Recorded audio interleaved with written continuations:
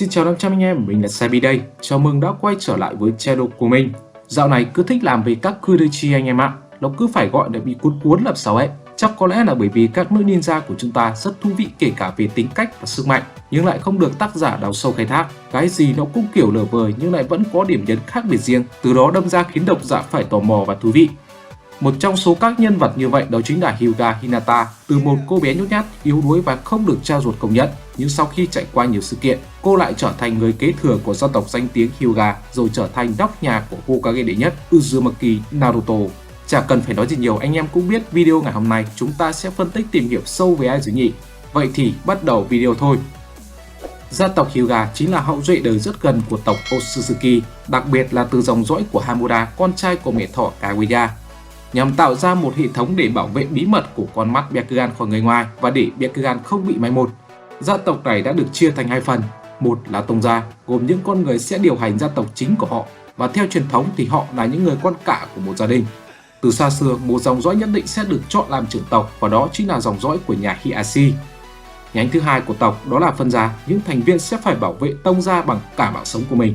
Và Hinata là người con cả của Hiashi Hyuga, và vì là người con cả nên khi sinh ra, Hinata đã phải mang một trọng trách rất lớn.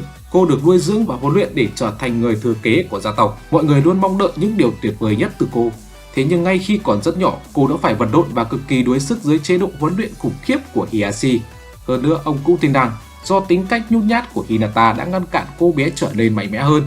Khi em gái của Hinata, tức là Hanabi, bắt đầu thể hiện tài năng vượt trội, Hiashi bắt đầu xem xét lại việc có nên chọn Hanabi làm người thừa kế của gia tộc hay không. Trong anime, ông đã để Hinata và Hanabi đọ sức với nhau nhằm xác định ai sẽ là người lãnh đạo của Hyuga trong tương lai. Bởi vì Hinata không muốn làm hại em gái của mình, trong khi Hanabi lại quyết đoán hơn và không do dự nên cô đã bị đánh bại, khiến cha thất vọng và tước quyền thừa kế.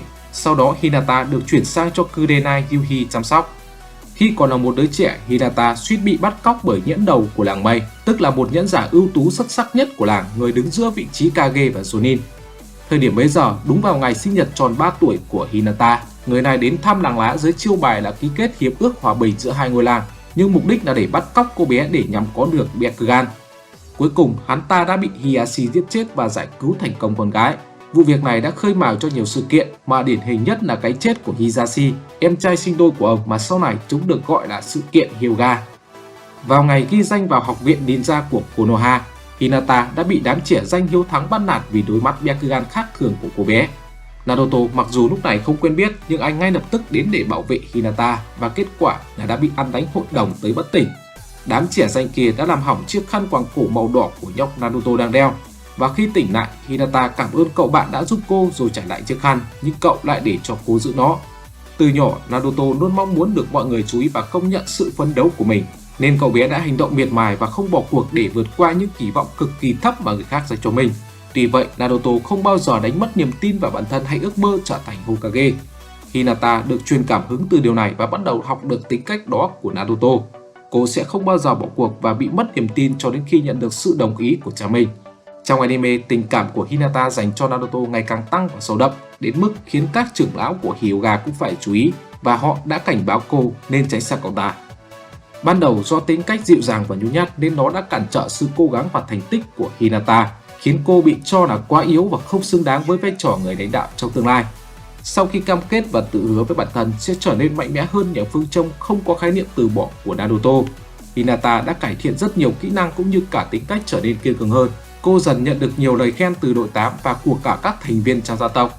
Mà nỗ lực nhất phải kể đến là lúc cô liều mình mà solo với Pain Thiên Đạo.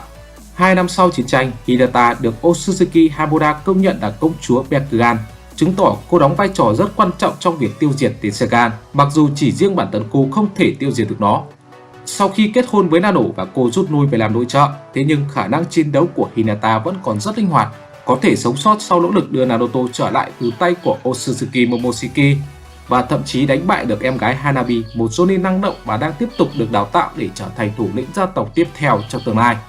Từ khóa huấn luyện đặc biệt của gia tộc mình, tức là huấn luyện về nhu quyền, Hinata đã có được khả năng kiểm soát chakra rất tốt. Trong phần 1 đạt Tebeyo, một kỹ năng mà cô đã áp dụng được từ quá trình đào tạo này chính là thủy châm Mitsuhari.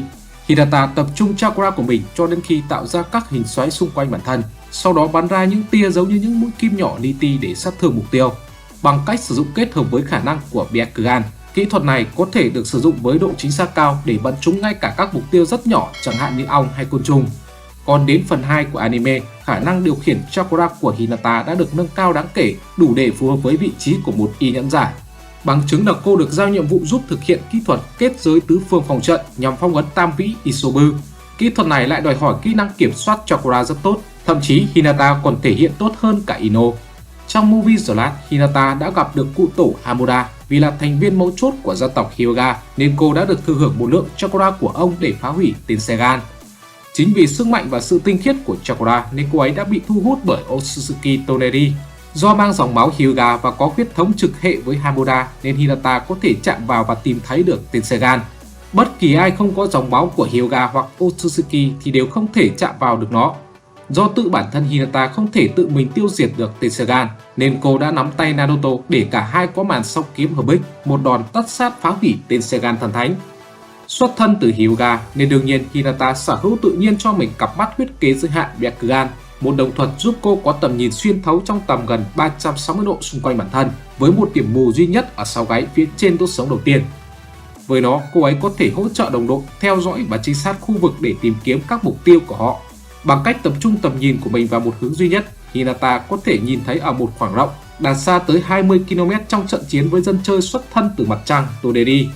Byakugan của Hinata còn đem lại cho cô độ chính xác về điểm tấn công, có thể nhìn thấy các điểm huyệt đạo quan trọng và chia sẻ nó với những người khác để cải thiện sức mạnh của chính họ. Như truyền thống lâu đời của gia tộc Hyuga, Hinata đã được đào tạo chuyên sâu về phong cách chiến đấu nhu quyền nhằm phát huy tối đa sức mạnh của môn võ này cũng như của Byakugan. Hinata có thể tấn công chính xác vào hệ thống các điểm huyệt đạo quan trọng của đối thủ. Hệ thống tuần hoàn chakra trong người sẽ bao gồm 361 điểm huyệt đạo chạy dọc theo nó, co thắt hoặc gián đoạn dòng chảy chakra của họ. Mặc dù khả năng này cho phép Hinata tấn công các cơ quan nội tạng của đối thủ, nhưng cô cũng có thể sử dụng nó như một chức năng bổ sung khác để trị thương, chẳng hạn như phát hiện và điều chỉnh phần vai bị chật khớp trở lại vị trí cũ. Trong phần 1, do vẫn chưa thành thạo, thậm chí là không biết cách sử dụng các kỹ thuật tiên tiến nhất của gia tộc mình, nên Hinata đã tạo ra thủ hộ bát quái lục thập tứ trưởng như một biện pháp thay thế cho bát quái trưởng hồi thiên. Đây là một kỹ thuật rất linh hoạt, có khả năng tấn công cũng như phòng thủ rất hiệu quả. Hinata tạo ra một luồng chakra liên tục từ lòng bàn tay và hình thành những lưỡi dao chakra cực kỳ mỏng và sắc bén. Khi sử dụng kỹ thuật để tấn công, Hinata định hình chakra thành những lưỡi kiếm mỏng, sắc bén, linh hoạt, cho phép cô tấn công hàng trăm mục tiêu với độ chính xác cực cao và có thể cắt ngay cả những mục tiêu rất nhỏ. Còn khi được sử dụng để phòng thủ, Hinata tạo ra những lưỡi kiếm chakra và định hình chúng thành hình vòng cung lớn hơn, mạnh hơn và linh hoạt hơn rất nhiều, trải rộng ra toàn bộ phạm vi tấn công của đối thủ, tạo thành một rào cản để bảo vệ hiệu quả, chống lại được tất cả các mục tiêu cho dù là lớn hay nhỏ. Đến phần 2, Hinata tiến bộ rất nhanh, cô đã quen và thành thạo được rất nhiều kỹ thuật của gia tộc mình. Đáng chú ý, trong cuộc tấn công của Pain vào Konoha, Hinata có thể sử dụng nhu bộ song sư quyền, một kỹ thuật cao cấp của nhu quyền mà chỉ được truyền dạy trong tông gia. Cô giải phóng chakra từ cả hai bàn tay và thay đổi hình dạng của chúng thành hình dạng hai đầu con sư tử lớn. Nó sẽ gia tăng đáng kể phạm vi và sức công phá của đợt tấn công, đồng thời đầu sư tử sẽ hút cạn chakra của những người chúng chạm vào. Đây là một khả năng cực kỳ khó học và đòi hỏi khả năng kiểm soát chakra rất tốt, vì chỉ một sai sót nhỏ thôi cũng sẽ dẫn đến thất bại. Ngoài ra, trong cuộc đại chiến nhẫn giả lần thứ tư, Hinata có thể sử dụng bát quái không chưởng để tấn công các mục tiêu lớn hơn vượt ra ngoài khả năng vật lý của mình, hoặc làm chệch hướng các cuộc tấn công sắp tới. Nó sẽ càng được gia tăng sức mạnh nếu được sử dụng kết hợp với người dùng khác. Cũng tại cuộc đại chiến, Hinata còn sử dụng cả bát quái lục thập tứ trưởng, một kỹ năng tối thượng của gia tộc mà nó chỉ được truyền dạy cho trưởng tộc của tông gia hoặc người kế thừa trong tương lai. Thế nhưng Neji chỉ học được thông qua quan sát thông thường, xứng danh thiên tài bậc nhất của gia tộc Hyuga. Mãi đến sau này, cuối cùng Hinata cũng đã thay đổi và trở nên mạnh mẽ hơn rất nhiều.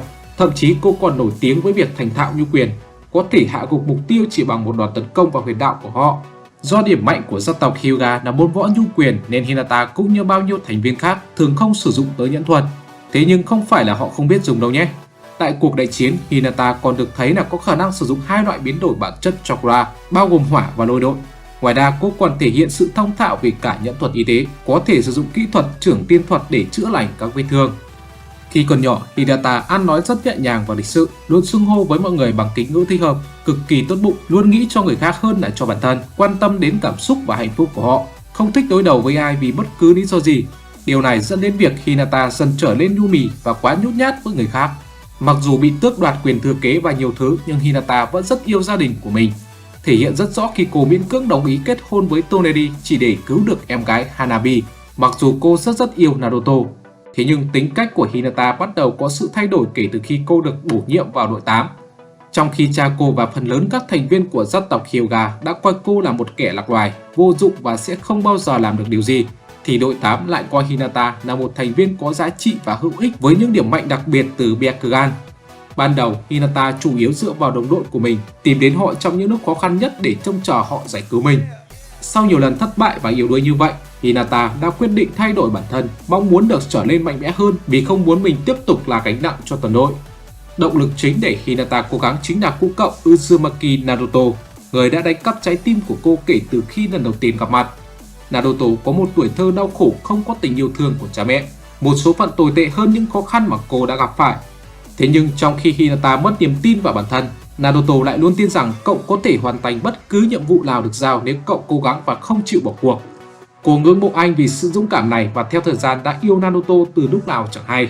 Hinata thể hiện sự nhút nhát và không nói nên lời mỗi khi ở cạnh anh, điều mà ai cũng nhìn thấy rõ ngoại trừ một người, đó chính là Naruto. Hinata cố gắng chứng tỏ bản thân với người khác nhưng chủ yếu là để có được sự chú ý của Naruto. Cô ấy thậm chí còn bắt chước cả Naruto luôn theo dõi nhân đạo không bao giờ bỏ cuộc của anh để cải thiện bản thân. Và để đạt được điều đó, Hinata ngừng chạy trốn, thay vào đó làm tất cả những gì có thể để đối mặt với nó, ngay cả khi đối mặt với thất bại để tiếp tục cố gắng và sẵn sàng liều mạng vì những người thân yêu và vì ngôi làng của mình. Vào cuối phần 1, các thành viên của gia tộc đã bắt đầu lấy lại được niềm tin của mình vào Hinata. 2 năm sau chiến tranh, khi đạt được ước mơ lớn nhất của mình là được Naruto đáp lại tình yêu và cùng nhau xây dựng một mối quan hệ gắn bó rồi tiến tới hôn nhân, thì Hinata càng bộc lộ nhiều hơn về cảm xúc của mình, có thể cười cởi mở hơn và chia sẻ nhiều hơn. Với vai trò là một người mẹ, người vợ, Hinata đã trở thành một người nội trợ thuần thục, giữ gìn gia đình nề nếp, chỉn chu và hạnh phúc. Mặc dù rất yêu thương và ủng hộ gia đình nhưng cô ấy cũng không kém phần nghiêm khắc và quyết đoán. Bản năng của một người vợ đôi lúc đã khiến Hinata trở nên đáng sợ và dễ nổi giận hơn, dễ dàng trừng phạt cha con nhà Naruto vì hành vi sai trái của họ. Cô cũng là người sâu sắc và khôn ngoan trong lời nói của mình. Cô hiểu các con của mình muốn gì và luôn tin tưởng động viên chúng, cũng như cô luôn tin tưởng và hiểu cho vị trí Hokage của Naruto. Nhớ like, bổ quả sẻ và đăng ký kênh để ủng hộ team Anime Ninki nha. Vì video của mình hôm nay đến đây là hết rồi. Cảm ơn mọi người đã đón xem từ cuối video nha. Yêu thương rất nhiều. Bye bye.